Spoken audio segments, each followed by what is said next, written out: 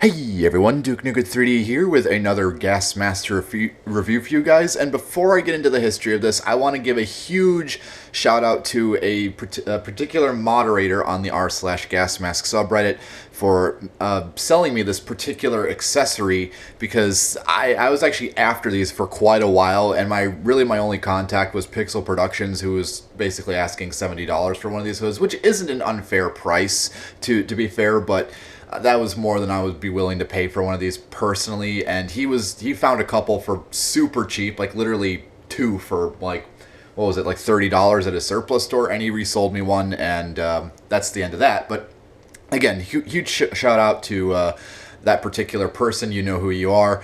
And that being said, today I'm going to be doing a review of my M1 Winterizing Kit on a mock-up of the ABC-M21 rocket propellant gas mask. So basically, the U.S. Army, after World War II and as the Cold War began to realize that if it were to potentially fight on the Eastern Front, it seriously needed to evaluate its current protective equipment, because the M2, M3, M4, M5, M8, and the current M9 series protective masks all had one fatal flaw. At 20 degrees below 0 Fahrenheit, the masks would begin to stiffen, and any further past this, the masks would basically become useless. So it really needed a huge program was put into place to consider the various methods of winterizing a gas mask. And obviously the easier thing could have been just to, why don't we just make a mask out of rubber that doesn't freeze like this? But apparently the better solution to them was to just make a bunch of various hoods, headpieces, and even new mask designs in general that would be perfect for Arctic climates and would not degrade themselves from the colder weather. One of the concepts that came out of these trials was the M1 Winterizing Kit, which is a very peculiar butyl-coated nylon hood with various features and accessories that would allow a soldier to essentially, as the name would imply, winterize an M9 series protective mask for colder climates.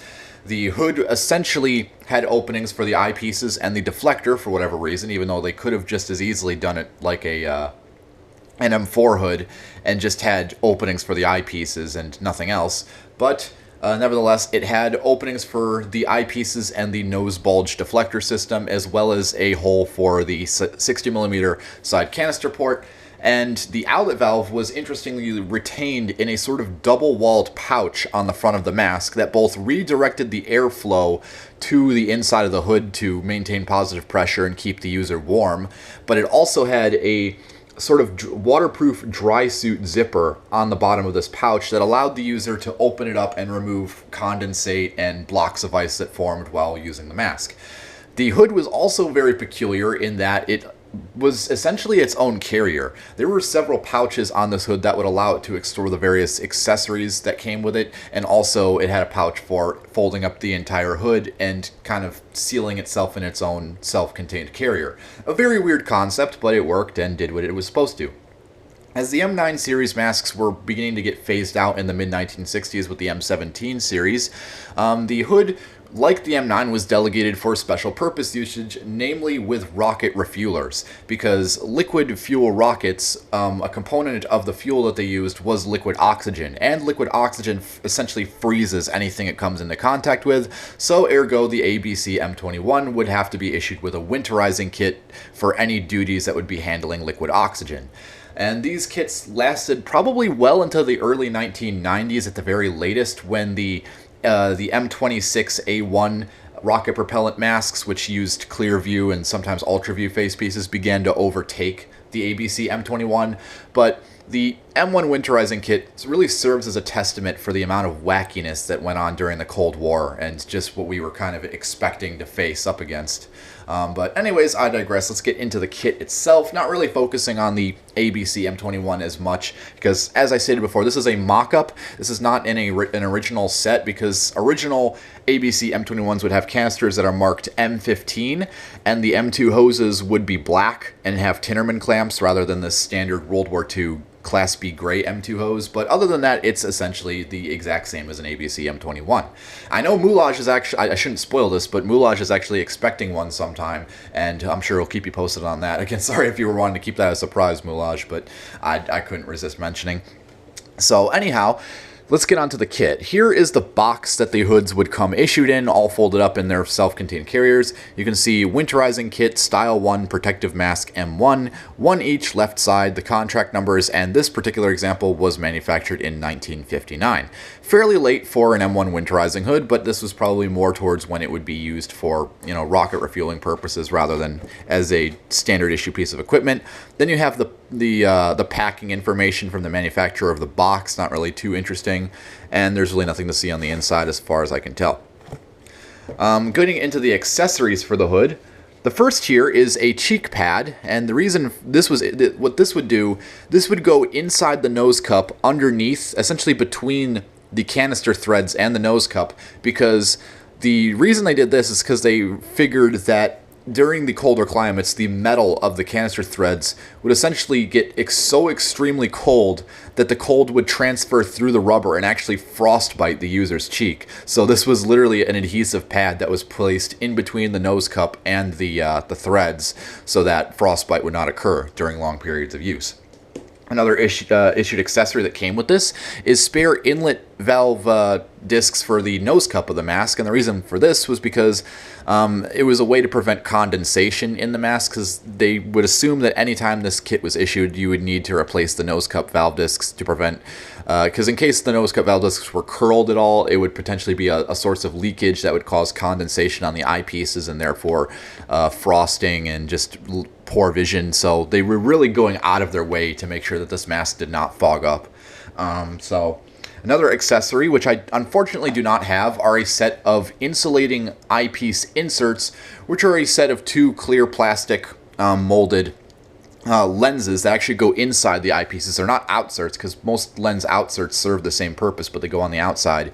But these ones go on the inside, and they're just, like I said, just two semi-triangular pieces of plastic that fit inside the lenses and are attached to each other by a string. And unfortunately, a lot of these M1 winterizing kits are missing that component, and I'm not entirely sure why, but that just seems to be the case with these. Here, the next thing we have are the anti-snow glare lens outserts. Yes, this actually did have lens outserts, but they're not in the way you think. They're literally just little green plastic films which you place on the outside of the lenses, and they're meant to prevent, you know, snow blindness and just strain on the eyes from being in bright Arctic climates for so long. So that's really all that was for. Nothing really much to say there. Then you have the manual for this. I actually have another manual for one of these that I bought on its own with the box, so if anyone needs a spare manual in a box for one of these, just hit me up and I can possibly work out a deal with you. But this just outlines the various procedures for using the M1 winterizing kit, how to fold it up, how to, you know, attach it properly. Here you can see in this illustration the actual insulating lens inserts that I mentioned a moment ago. But that being said, that's really all there is to see for accessories, and there's not really too much to mention about this. Now let's get on to the hood itself, because there's really ultimately a lot more to discuss about this. But first I'm going to disassemble the ABC-M21 kit, which isn't clamped on, so I can just pull that hose off. Put this aside. So looking on the front of the hood, you can see the US Chemical Corps insignia and Winterizing Kit Protective Mask M1, and left side to indicate which side the canister would be on. Interesting to note, one thing I didn't mention about these winterizing kits is there is an experimental mask known as the E15R3, which was essentially one of these hoods that did not have openings for an M9 and a side canister cut out, and was literally modified with its own set of eyepiece, like really large round eyepieces, a couple voice diaphragms, one on the chin and one somewhere inside the pouch, and essentially there would be a inner half mask inside the hood with a sort of weird wacky harness inside. And there were just several prototypes based off of this hood that were experimented with for rocket refueling and other similar Arctic purposes. But anyways, I digress, getting back into this. So you can get a profile of how this hood would attach to the mask. You can see the weird cross strap between the opening that would sort of align it in place. One of the more finicky parts of this hood is the canister opening, because this thing does not want to sit on properly. As you can see, I could just pull that off with no effort, and it just doesn't. I figured this thing was really designed to be used with an M11 canister instead of a hose, but whatever, it's what it is. Really nothing much else to see externally. You can see one of the snaps for the pouch. There's, I don't know if you can see this on camera very well, but you can see the inner pouch here that this entire hood would fold up and fit inside when it was not in use. Underneath the outlet pouch here, there is actually another pouch which is meant to store the various accessories like the insulating lenses, the anti-snow glare lenses, etc., you name it. And as you can see here is the dry suit zipper on the pouch, which again is completely watertight and would allow you to drain blocks of ice and moisture that would accumulate inside here. Nothing really to mention. And underneath that, you can also see the neck drawstring slide. You can get a better view of the pouch from this angle. You can see the neck drawstring slider, which honestly I wish they stuck with this slider design. This is honestly one of the best neck or hood drawstring sliders that I've ever handled. It's really a shame because I see these a lot on prototype hoods and experimental masks, but I've never actually seen a lot of completed hoods that use this slider assembly, and it's really a shame. Anyways, I will try and invert the hood and show off some of the interior details. I'm probably not going to remove the hood from the hood from the mask, but we'll just get it done as it is. So here is the hood inverted. One of the accessories which I did not mention is actually a forehead pad, which is just a fleece pad on the inside of the forehead, which again is meant to prevent frostbite because the cold temperature would presumably accumulate through the rubber and it would freeze the sweat on the user's forehead, and that was the whole reason for that, is just for insulating. And here you may be able to barely notice this, but you can see the two holes on the side of the hood where the outlet valve would vent into the hood and maintain positive pressure. There was a couple strings which I assume were meant to loop around the temple bridges and secure the hood on the facepiece. And really that's all there is to it. There's not too much else on the inside. You can get a better view of that pouch that the hood is stored in. And really that's about it. So I think I'll wrap it up here before my camera runs out of time.